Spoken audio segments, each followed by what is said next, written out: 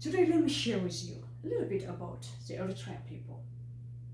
The great Eritrean people who has been shaped, molded, and continuously being shaped through life's challenging experiences that makes them a perseverance people who shines in the midst of a turmoil.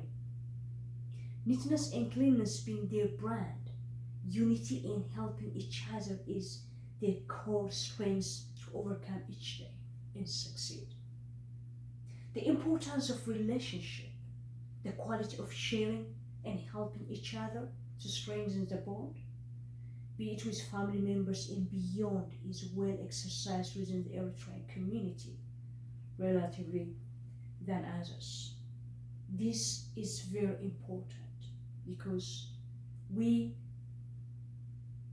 as human beings we are created for relationship, that we need for one another, supporting each other to make life challenges, burdens, the burdens of life, the challenge, the difficulties and situations to overcome together by encouraging, supporting, and empowering one another.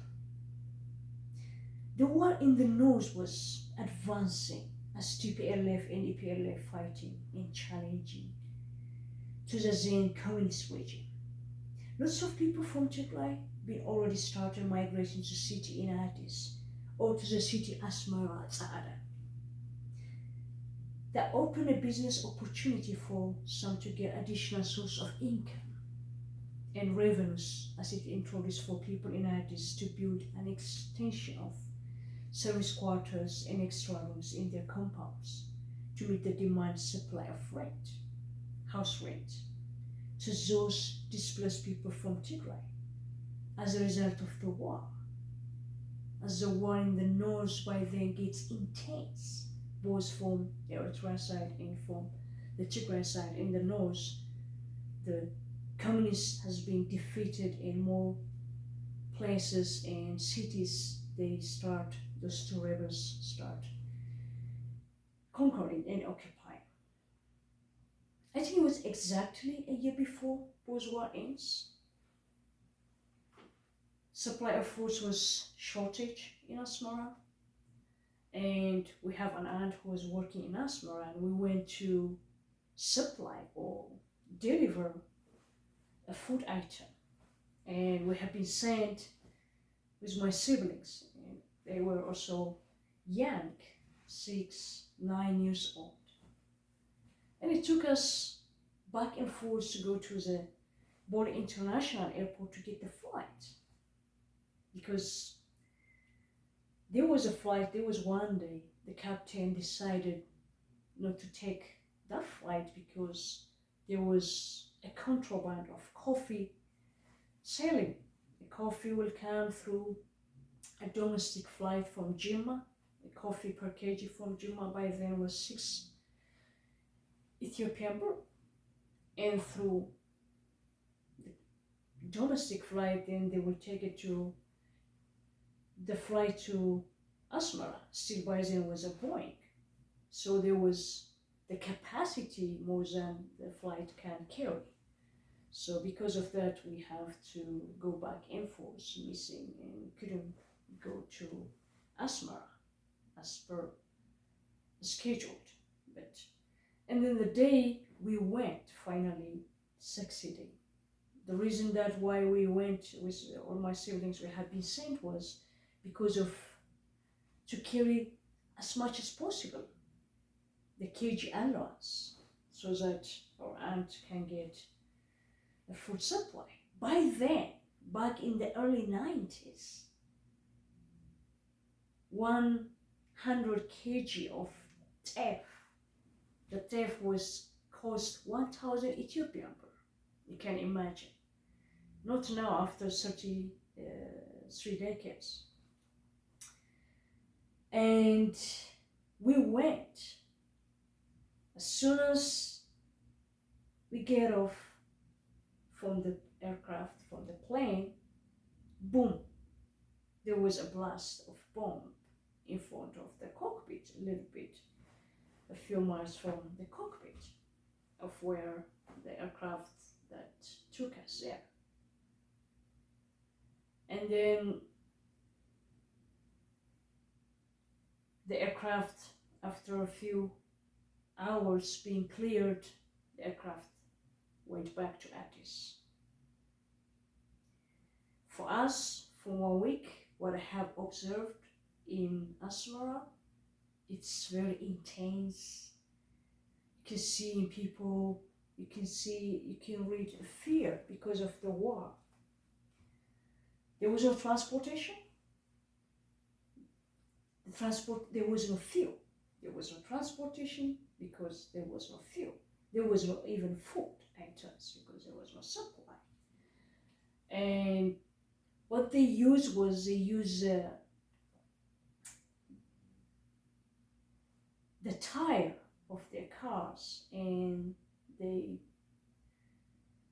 came up with like a chariot.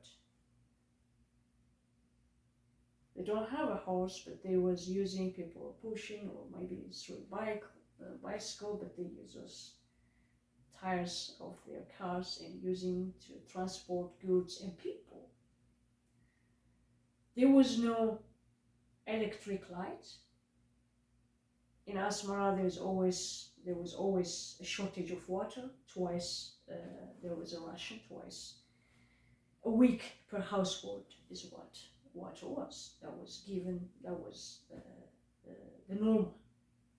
Still, that was going on, but there was no. In addition to that, there was no electricity, and people were using the cooking oil as a lamp. The cooking oil as electricity.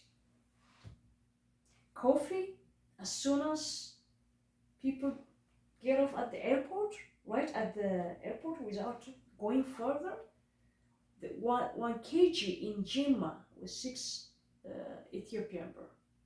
But in Asmara, they were selling it between 28 and 32 Ethiopian birr. And they call coffee at that time gold. It's like reaping a gold. It's like a harvest of gold time. So we went to my auntie after we arrived, after a long journey. The first thing after she received the food item was that she go to the neighborhood and she shared. I have seen that she shared. And when it gets dark, the military came door to door checking, and if there are young men especially listening TPLF or EPLF music or radio, they will be taken by the military, and they will just storm the house and scare people and shout, and they check upside down everything. They put the luggage, whatever. What I have noticed, like what my auntie did, sharing what she had. It took us like more than 3 days to go to the airport to get her whatever we could, the luggage allowance we could have possibly carry.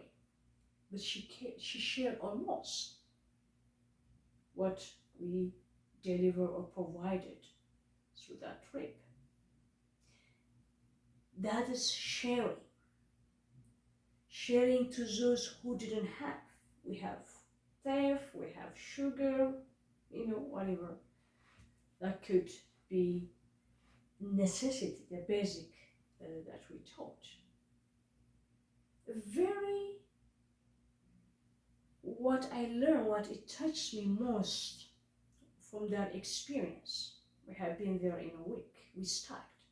After that bomb blast, the aircraft, the flight went back to Addis. There was no flight for over a week. We were there when the cluster bomb was, the communist has been done, and it was scary. It was, even though Baza was far away from Asmara, the city was shaking. You could hear the blast. And because of that, the flight to Asmara from Addis was cancelled. So we stuck. We were in between school break, and for the only two semesters we have in between school break.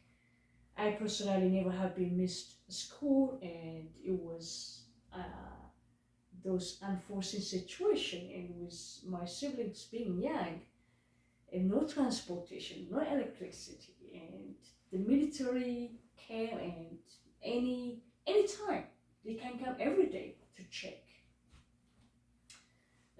especially about this radio, any music related to TPLF or EPLF. I was thinking to come through dancing because I don't want to miss school, and we don't know when the flight will resume. But because of the bomb blast at the airport right after we arrival, before the aircraft even took off back to Addis, and also the bomb blast in Baza makes the flight cancellation. So during that time, I have seen the Eritrean people, the people who share, the people who stand together in times of tough time. Every coffee shop, those who sell cafeteria, 1 cup of coffee in Eritrea was 25 cents. That has been for a long time the price. Regardless of the 28-32 Ethiopian birr per kg they bought, they never add on the customers. That's very, very mind-blowing afterwards, when I experience after TPLF or defeated the communists in 1991, and short after that, there was a Shagole blast in Addis. There was also, during that time, there was a shortage of butane or kerosene in Addis.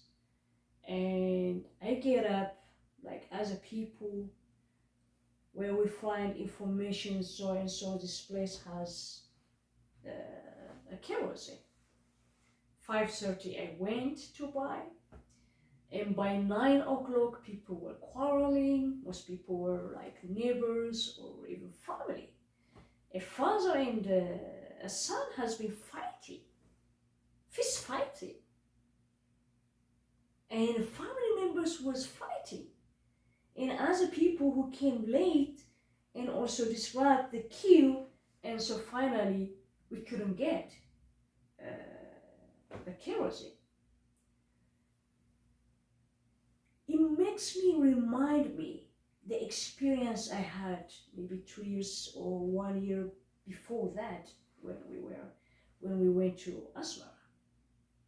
Those people, with the basic necessity like food item, there was a shortage, there was no electricity, a war was going on, and uncertainty and everything, and also on top of that the military was giving them a hard time.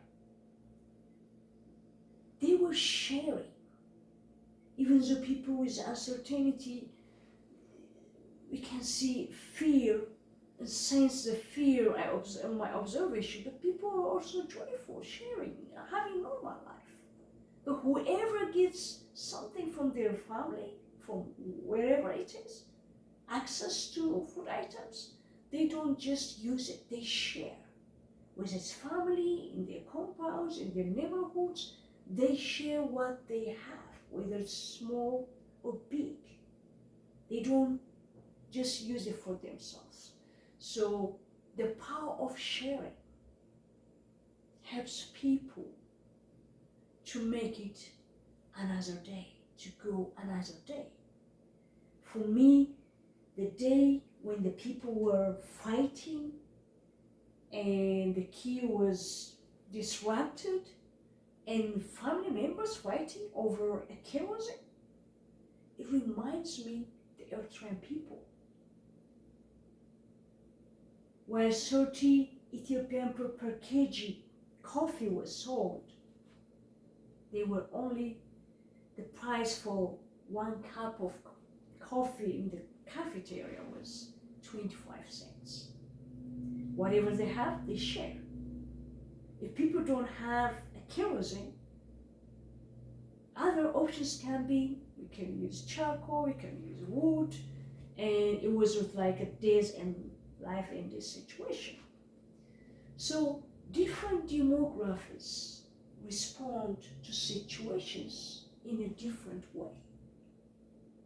When I see the people of Eritrea through that experience, my first experience is a people of strength, a people of perseverance, and also a people of sharing. This is common with the Tigrayan people also. When people go through war, when people go being challenged through the military for a number of years, they being shaped to face difficulties, adversaries, life's challenge. And they have that something common that everyone can identify with their experience. And they are more together. They deal that situation together. And that's what it makes them to go through those difficult situations. That was my first experience. We grew up in our neighborhood in Addis, people from Eritrea, from different places. I was fortunate. And in 1998, when the war with Ethiopia and Eritrea took place,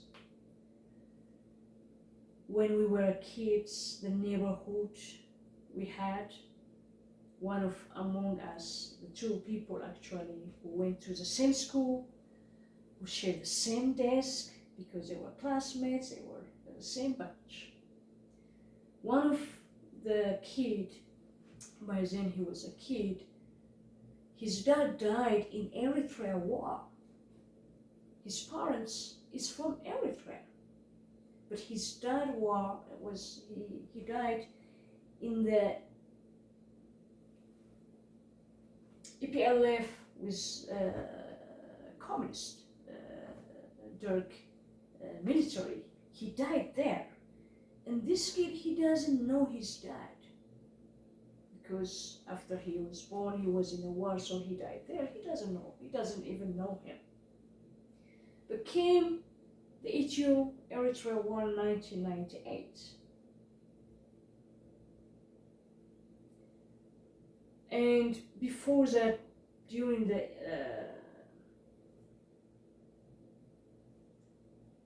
independence time, he was kind of puffed up and showing off, I'm Eritrean, and other people also, we were by then, we moved another place, even other people also during that time would say our neighborhood, they were saying, we are foreigners now, we can't do anything, nobody's gonna be accountable, we can live within 24 hours. So both in my early childhood, that young kid, and by then where we were, those people, Eritrean people, were showing off during the independence time, and even doing some kind of provocative actions, saying we are foreigners, within 24 hours we can go, nobody can touch us. When 1998 the war came, after the independence, this kid, when the war came, he went on the other side because he was in Eritrea. And his classmate, he was a technical who joined the military. He went for his technical, he was a mechanic. He was also on the war on Ethiopian side. It was very sad and so unfortunate. The young kid whose dad died in Eritrea war, who never have been to Eritrea, has been born in Addis. And he never speak Tigrinya. Oh, so anyways, he was also from the Eritrean side fighting. And unfortunately, he has been injured and his leg has been amputated. That's a very sad experience, or sad and painful for me to know both my childhood neighborhood has been in the same war from different side, and one has been injured. This is the second experience when I think of Eritrean people. Came maybe 1 decade ago, I met this grandma with her traditional costume and dress, and I met her in Sana'a. I had a trade fair to attend in Oman, and I met her. I don't want to miss a flight. I went through Sana'a. It's very funny. The co-pilot has a German jet, and it was scary. I mean, it was shocking, but I didn't miss that trip. So I met her. We had a layover in Sana'a. I talked to her, chit-chat with her, where she heading at, and she said she was going to Middle East to buy the electronics to sell back home. She said she's a grandma. She's supporting her daughter's kids because her daughter was in Sawa, and because she is not 40 years old, she cannot travel. For the men, forget it. But for a woman, unless she is 40 years and above, older, she can leave Eritrea. This mom was telling me. Maybe the perception, maybe if a woman after 40, she's no use or whatever, the mentality. But I really, we for over 2 hours I spoke. This mom was sharing that she was in Addis before 1998, what happened, and she had an attitude of gratitude. She said, it's our fault. I was in Dilla, we used to buy egg, we used to buy meat. She was telling me even the price that I don't even know. But she was going through times, her experience, revisiting in her own mind as she shared with me. There was some kind of also regret. It's our fault. As if she was saying, in a way, God punishing us because we were saying this way, but things turning out. But what I see during her is her being content, a heart of gratitude. At the same also, I see also the sad situation. Eritrean people fought for long years, but after Isaias, a couple of years later, things changed. Back to ground zero, back to that dark time, and people have to suffer, people cannot travel. The young cannot leave the country, go to Sawa. Eritrea is now dark and hopeless, and the young generation, the last 2 decades or 3 decades, their life is changing because of 1%. So seeing a grandmother who should be retired at her retired time, it should be her retired time, was supportive her family by doing a business. So this is what I have seen through her even at times of those situations, she looked back, she have she had an attitude of gratitude. And then 5, 6 years back, I met those people in Juba. Almost more than 85% business, I would say, is in Juba was Eritrean people, with the hotel and the shops and everything. They are run by the Eritrean people. They're business minded, they're hardworking, and if any new person arrives, even if he doesn't know anybody, he's well supported by the community. They'll provide money for him. If it's a water delivery, they would provide for him. Once he established himself, he would pay back.